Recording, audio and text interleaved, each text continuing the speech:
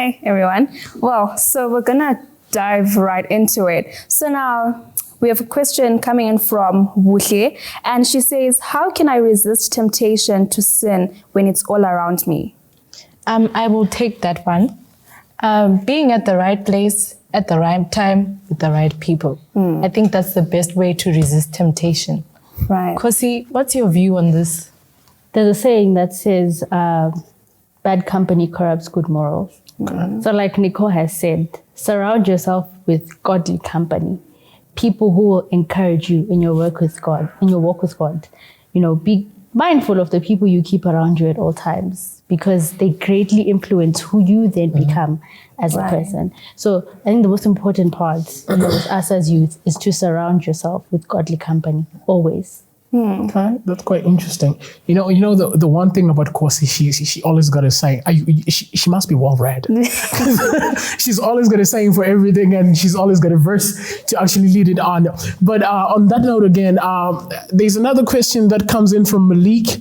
Malik says, "Have you ever felt pressured to act holy rather than be holy?" I think it's a very common thing. Yeah. It can happen. Say in our social circles, you have that one friend who people then like to call holier than thou. You know? So in their presence, you may feel pressured to Act holy. And, do what they do, align with their values, because, you feel like it's the right thing to do. Now, it is very common, but I feel like it's okay. I think it's not important how you found Christ. It's the fact that you're there that matters. Okay. So whether you stumbled upon the church and you got in here, just say, hey, let me just pass time. Yeah. I think what's important is that you are now there. Right. So yeah, I think it's okay. Are you not forcing yourself, like when you try to strain yourself to act holy? Doesn't that kind of end up questioning your faith? Don't you end up questioning your faith because you're trying to act holy in a place where you don't want to act holy? That's not what you want, but you're doing it because someone else is doing it. But then someone else might pose a question to say, instead of acting holy, rather, why not just be holy? As time goes by, you will be. Without even realizing it, you will start to behave that way. And not out of force matter, but it'll become a part of you. I feel like as time goes by, you then adopt, So fake it till you make it. I guess so. All right. So we have another question coming in from Tadiwa, and he says, whenever I'm with my peers, I feel like I'm the only one who wants to stay holy. So how can I stay strong? In the first segment, we talked about the importance of prayer. Yeah. Right. Prayer is the most important part. Pray. It's very normal to feel like an outsider in your own friend group, Imagine. But like we said before, prayer is the most important part, Stay strong in prayer. Pray for strength, pray for guidance and all that you do. I think for me, prayer is the most important part. And besides praying, you can just try and not listen to what they say. They will be judgmental and they will criticize. Try to avoid them from saying all that. It's not just easy when you say try. It's not that easy. It's not that easy. It's not. You mute them. You mute. Also, you just mute everything that they say. People will always talk. I think that's what we need to acknowledge. People will always have a say. Yeah. As we are sitting here, we have our own opinions on certain things. People will always talk, but stay strong in prayer. I'm going back to take it. Well, so what I'm getting is that regardless of whether or not you are holy, people will talk. So you just have to block everything out and know why you actually are being holy. Okay? Remember when you started. But now, I'm looking at another question here from Anisu. The thing is, we've talked of prayer, right? But now this question brings in the Bible, and it says, the Bible says, be holy as I am holy, right? And then ask the question, is that command realistic for young people? I'm actually quite interested in this one. Is that command realistic for young people? We're young people here. Is it realistic? if we say it's unrealistic and we say being holy is impossible, no one is going to heaven because we're going to say, hey, Lord, look at this situation, look at this world we're living in. It's not possible, Lord. My friend, it's all around me. If we have that mindset, none of us are going to heaven. Well, under that caption from Tadiwa, I see there was a response from somebody else. He says, if it wasn't possible, if it wasn't realistic, then it wouldn't be in the Bible. What's your take on that statement?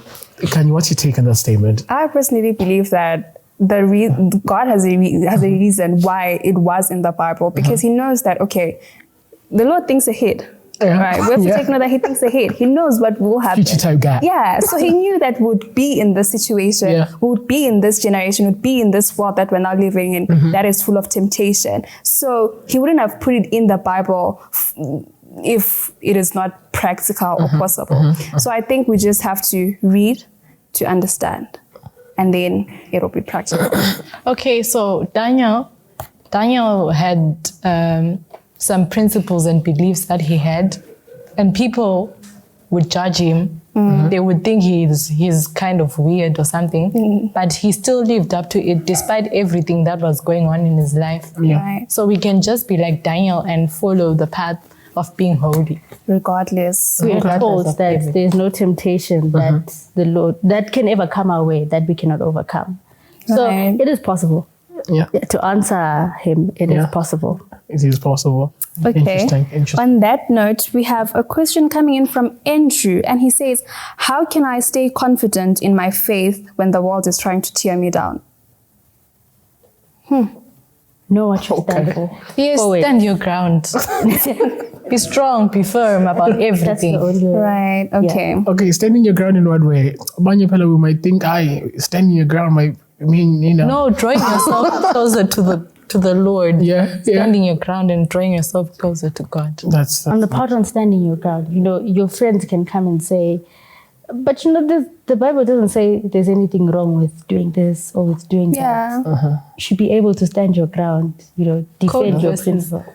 If you have to, code verses, but be careful not to misinterpret them. But stand your ground. Know what you stand for. Okay. And there's a question that's troubling me right now because I have experienced it in some way or another. All right. A question coming in from Vuyelwa. Vuyelwa says, can we be holy without becoming judgmental? Because I've met scenarios whereby some people say, acting holier than thou, like you said. And when they say you're acting holier than thou, it comes up and says, and they come up and say, you're being judgmental. Don't judge, you're being judgmental. Those type of statements. But now the question is posed to a young person sitting here out there by Vuyelwa saying, can you be holy without being what? Judgmental. So meaning there are people who are what? Judgmental and holy at the same time. I think when you've gotten to a point where your relationship with Christ has really grown, to avoid then being judgmental, remember where you are coming from. You weren't always the way you are now. There was a time you were also spending hours at the club, you were drinking, all these crazy things. So remember where you are coming from and acknowledge the fact that someone else is still at that point. They haven't gotten to the point where you currently are. So remember where you are coming from. We're all at different points in our walk with Christ. So just because you have had an encounter with him doesn't mean I have. So you need to acknowledge and respect that, and always remember that you weren't at the point where you are now. So I think that's what we need to have in our minds to avoid getting to a point where we then look at others and judge. Hey, so you're really going to the club? Are you sure? So remember where you're coming from. That's anything to add? You should take your time. Let that person take their time to change. As Kosi said, where you are at right now is not where you were at the whole time. You started from the trenches and then you're getting there. But again, Viela, it is possible. It is possible, Viela, for you to be holy without being judgmental. But thank you for that question. Over to you, Kanye. All right. Let me see which other question you can take. Okay, we have a question from Wonyi from the South. And she says, how can I deal with feelings of guilt or shame when I sin? We all fall. That's what I'll start with. It's not always going to be an upward journey. It's not going to be easy. I don't think anything in this life is easy. So you will fall, you know. And I think we need to be honest, very candid with ourselves here as youth. Some of us swear, some of us drink, you know, all these things we know we're not supposed to be doing. Right. So I'll use swearing as an example. You've told yourself, Lord, I want to change. I don't want to keep doing this. And then one day it just so happens that you're saying something, you get upset, you know, road rage, you're driving on your way to school and someone does something absolutely crazy on the road and then you find yourself swearing. It's very normal, all fall. But what's important is for you to find your way back to Christ. Right. Pray about it. Lord, I have fallen. I have made this mistake. I've gone back to that thing I said I'd stop doing. Pray for him to give you the strength to then move from that and move forward. But also be very earnest in your prayers. Be honest with yourself. Do you really want to let go of that sin? You know, because if you don't, you're going to find yourself back at it again. So be very honest in your prayers. Pray to God for strength to, you know, be able to move on from that. Right. Because truly, one thing that the devil will do if you indeed sin, he will make you feel guilty. And that is where now we tend to divert and now we lack in our faith, you know, because we believe that, oh no, now that I've sinned, the Lord will not take me back the same way. But then we need to acknowledge the fact that the Lord welcomes us back because we are his children and he loves us so much and he always will. Right. And again, the devil is, you know, the master at this game, the master of deception, the master of actually bringing you to the utmost lows to say, you know, in terms of self-esteem, we always talk about low self-esteem. That guy is a master. And again, you know, looking at another question here, I was just loving the name. Brastivova comes up and says, is it possible to be holy at school, college, or work without being tamed, weird, and being out of place? Now, that's an interesting one. Here's the thing, like we already said, people will always talk. Always have that on your mind. People will always talk, but don't let that get to you. You have your beliefs, they have their beliefs. You might find yourself judging some of their beliefs. So people will always talk, but don't let it get to you. You are on the right path. You know you are on the right path, you know. I'm sure people looked at Daniel and thought he was weird. You know, people looked at Shadrach, Meshach, and Abednego and thought, these boys are refusing all this wonderful food, you know, that type of thing. People always talk, but don't let it get to you. Just stay grounded and rooted in your beliefs. You are on the right path. And Nikki, I was actually coming to you, love, to say...